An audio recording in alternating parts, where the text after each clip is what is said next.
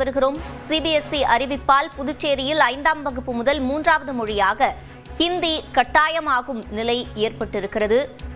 கூடுதல் விவரங்களை செய்தியாளர் இளவமுதனிடம் கேட்கலாம். இளவமுதன், விவரங்கள்.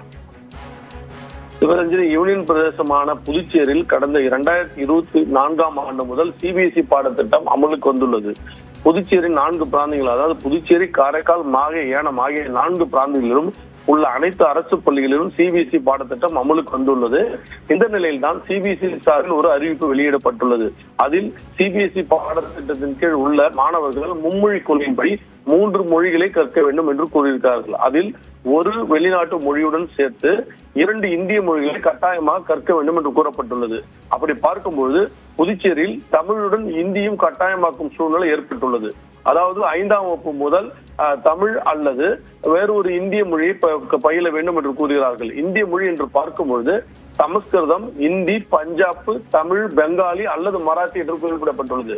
அப்படி என்று பார்க்கும்பொழுது புதுச்சேரியில் தமிழுடன் இந்தியும் படிக்கும் சூழ்நிலை ஏற்பட்டுள்ளது. இது மட்டுமல்லாமல் அவங்க சிபிஎஸ்இலிருந்து பள்ளி சார்பில் பெற்றோருக்கு ஒரு அறிவிப்பு கொடுக்கப்பட்டுள்ளது.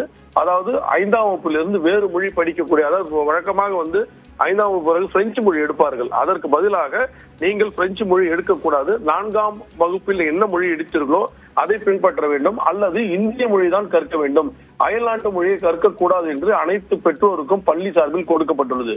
சிபிஎஸ்இ தரப்பில் நாம் கூறப்படுவது என்னவென்றால் 2026-27 கல்வியாண்டு முதல் சிபிஎஸ்இ 6ஆம் வகுப்பு மாணவர்களுக்கு 3 மொழி, அதாவது 6-3 கட்டாயமாகிறது. இது தேசிய கல்விக் கொள்கையான 2020 கூட ஒத்துப்போகிறது. அதன் அடிப்படை பார்க்கும்போது 2 இந்திய மொழியும் 1 வெளிநாட்டு மொழியும் ஒரு மாணவர் கற்க வேண்டிய சூழ்நிலை ஏற்பட்டுள்ளது.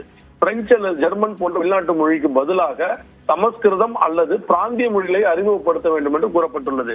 இந்த முறை வரும் கல்வியாண்டு முதல் அமலுக்கு வருகிறது. அதாவது 6ஆம் வகுப்பில் இருந்து அமுல்படுத்தப்படுகிறது. இந்த பாடத்திட்டம் 9-10 வரைக்கும் வரும்.